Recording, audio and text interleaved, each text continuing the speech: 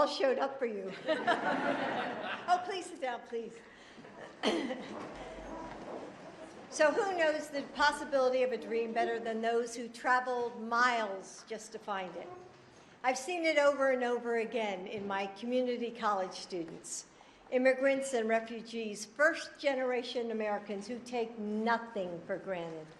They show up, they don't complain, and they only ask for one thing in return: the chance to work hard and build a good life for themselves and for their families. That's the promise of America.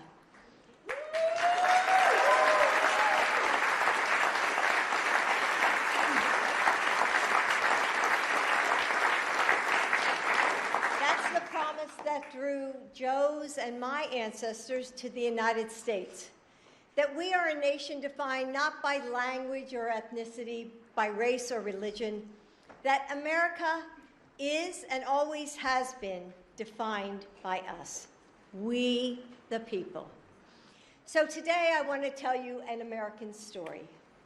You came to this country over a decade ago to work, to study, to find a future. You made a plan, and then you fell in love. So you built a life, a home, one filled with big smiles on little faces, with laughter and skinned knees, with PTA meetings and soccer practice. You go to the school of your dreams and start a business and tutor kids in math after school. And all you want is to give your child all the possibility of the world. But hanging over you is a shadow, a missing piece of paper, the possibility that your family may not be able to stay together. It's a story that too many families all across the country live every day. Since Joe took office, we've heard from those mothers and daughters, those fathers and sons, about the agony of that shadow. So Joe is doing what he always does, leading the way with compassion and experience.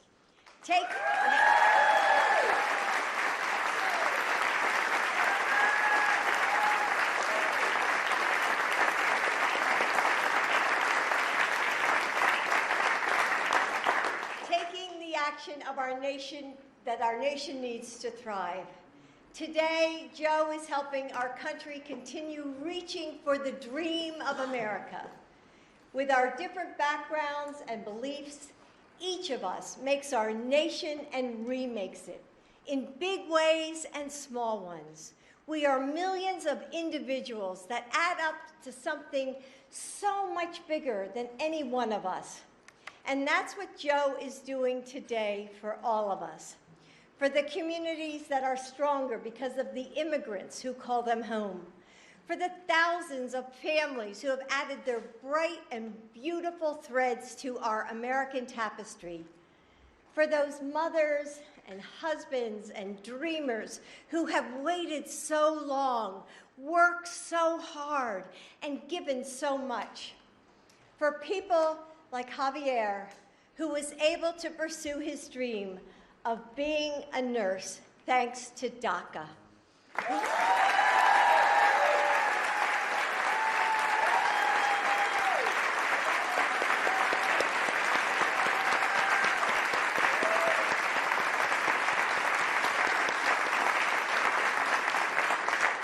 Who saves lives every day, whose family needs him, and who shouldn't have to live in fear. Please help me welcome Javier Quiroz Castro.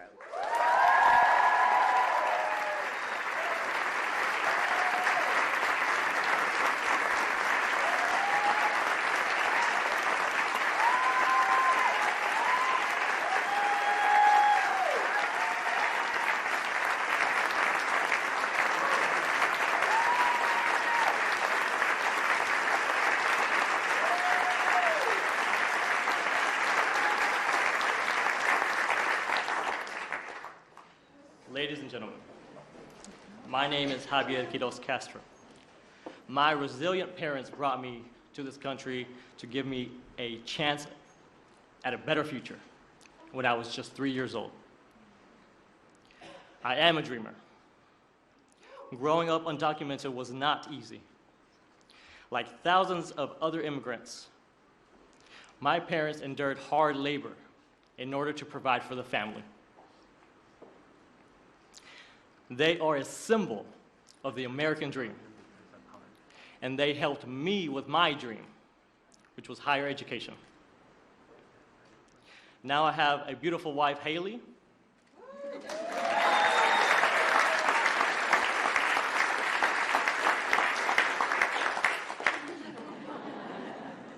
and two magnificent children, all of whom are U.S. citizens and who are counting on me. Thanks to the DACA program, by the way, created by then Vice President Biden, I was able to become a registered nurse. I have a Bachelor of Science in Nursing from Lipscomb University in Nashville, Tennessee. I now have the privilege to work for Houston Methodist, the largest, the #1 hospital system in all of Texas. Being a nurse has allowed me to give back to my community while supporting my family, especially during the pandemic. I helped take care of patients in our COVID-19 critical care unit. Saving American lives was only possible because of DACA. It allowed me to live and work and build a family in the only country I have ever known and loved. I stand before you today, filled with hope and gratitude, because it is a privilege to personally thank President Biden for delivering on his promise to protect American families like mine.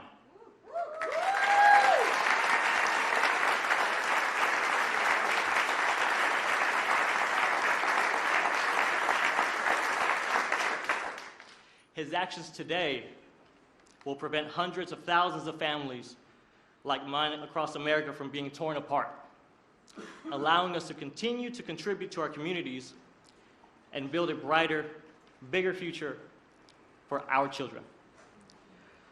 It is now my great honor to introduce the President of the United States, Joe Biden.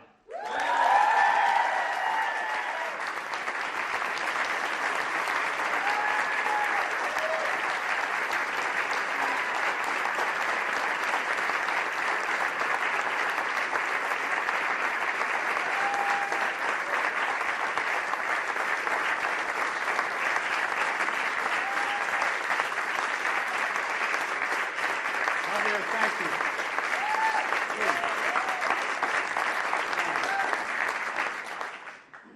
Today's a good day.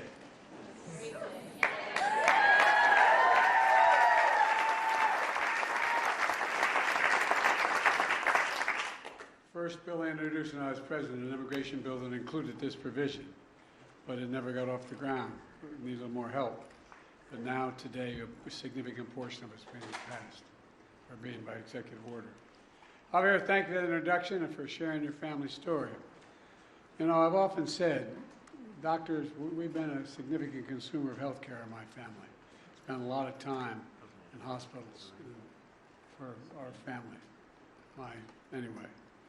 And I always said that doctors let you live, nurses make you want to live. Not a joke. A lot of time in ICU, a lot of time with my son, a lot of time. And, you know, if there's any angels in heaven, they're all nurses, men and women, not a joke. So thank you for what you did to help us get through the pandemic, pal, and for all you're doing for our country.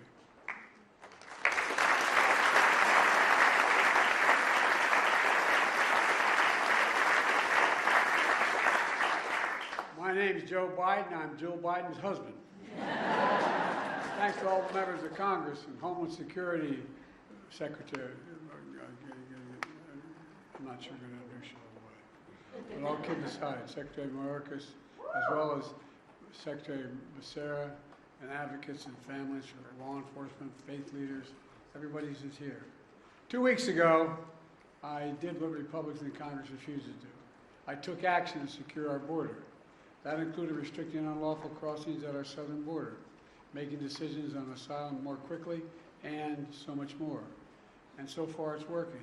Since we implemented my order, encounters have dropped 25% at the border. And we're seeing the lowest number we've seen in a long time. But folks, I took this step after the bipartisan agreement one of the most conservative Republican senators had helped work through in over a 4 or 5 week period. The strongest bipartisan security agreement that's ever been seen. But we were about to move forward when Republicans walked away from the deal for the most pathetic and petty of reasons. Donald Trump got on the phone literally and started, and the press can confirm this, and calling senators saying, don't go ahead and do this. Don't support this legislation that had bipartisan support. And when you ask why, he said it would hurt him politically and help me instead. So much for Republicans caring about the border. I also know many people in this room also had concerns about the steps I'd taken. I heard and respected from many of you and many people behind me of the concerns you felt as President I had to take these actions. Every nation must secure its borders, just that simple. And if Trump and the Republicans wouldn't do it, working with me, then I would do it on my own, and I did. At the time I took these steps to secure the border, I also said that I would move to fix problems that made our immigration system unfair, unjust, and provisions that simply made it no sense at all. Specifically, steps that will be good for dreamers, married couples, and for Americans. That's why we're here today. A few days ago, we marked the 12th anniversary of taking care of dreamers that President Obama and I put in place. There are a few of these immigration areas that have had most positive impact and gotten more support from the American people across the board. These young people known as dreamers, Hispanics, South Asians, and more, who came to America as children, only know America as their home, have been able to live and learn out of the shadows. So many of them have graduated from high school and college and are starting families on their own, building successful careers, serving our nation in uniform, and so much more. We're a much better and stronger nation because of dreamers like Javier, who just introduced me. So today I'm announcing new measures to clarify and speed up work visas to help people, including dreamers, who have graduated from U.S. colleges and universities, landed jobs in high-demand, high-skilled professions that we need to have grow to see our economy grow. It's the right thing to do.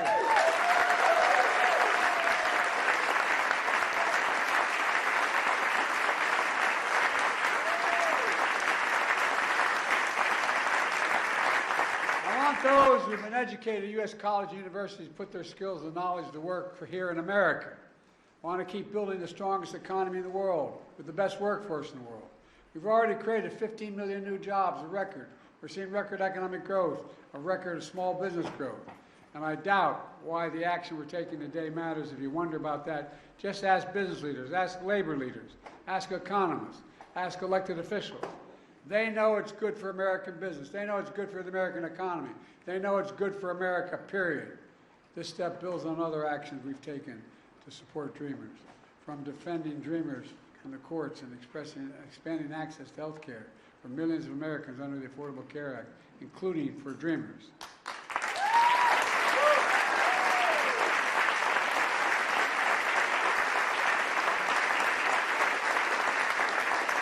The second action I'm announcing today was about keeping families together. My dad used to have an expression. He said, Joey, family is about the beginning, middle, and the end. About keeping couples together who are married, where one spouse is a U.S. citizen, the other is undocumented. They've been living in the United States for at least 10 years. These couples have been raising families, sending their kids to church and school, paying taxes, contributing to our country for 10 years or more. Matter of fact, the average time they've spent here is 23 years, people were affected today. But living in the United States all this time with fear and uncertainty. We can fix that, and that's what I'm going to do today.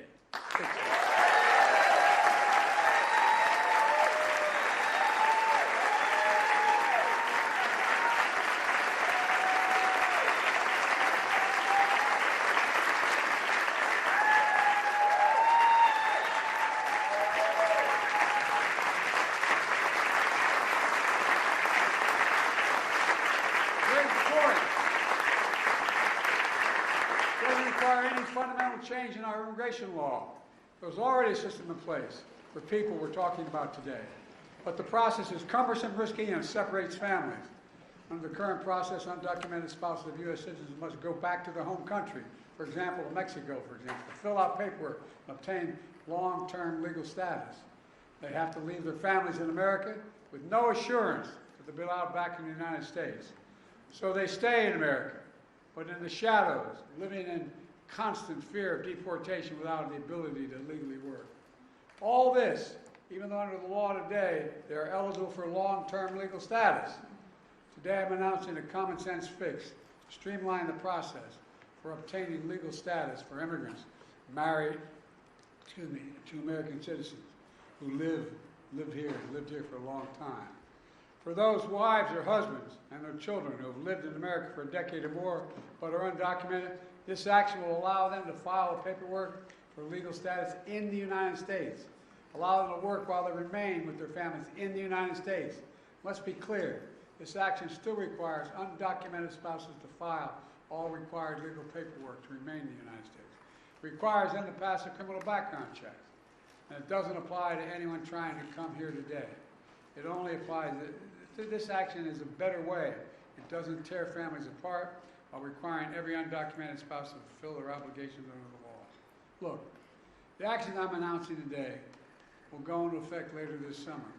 And by the way, just as was true for the protection of dreamers, the steps I'm taking today are overwhelmingly supported by the American people, no matter what the other team says.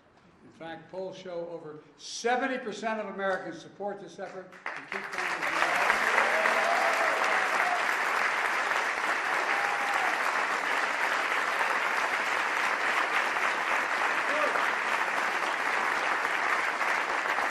The reason is simple. It embraces the American principle that we should keep families together.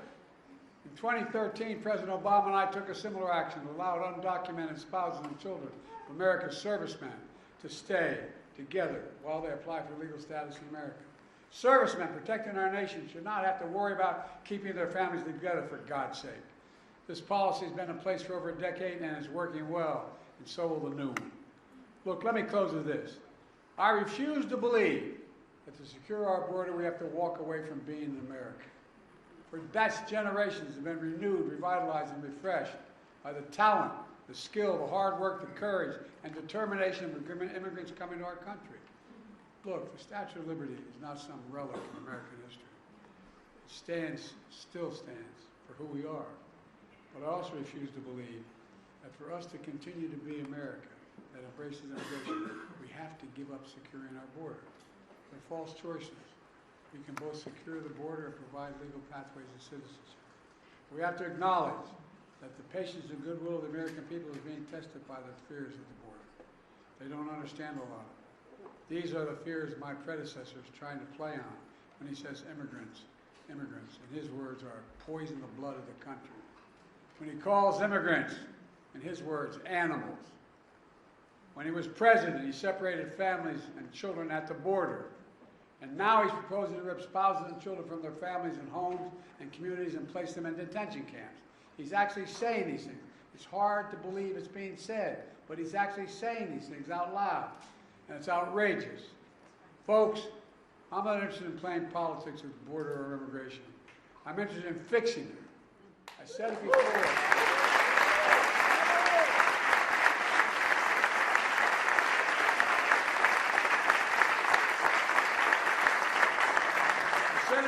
And I'll say it again today. I will work with anyone to solve these problems. That's my responsibility as president. That's our responsibility as Americans. Because the simple truth is, there's not a single damn thing we can't do if we put our minds to it. We've got to remember who in the hell we are. We're the United States of America. And nothing is done like that.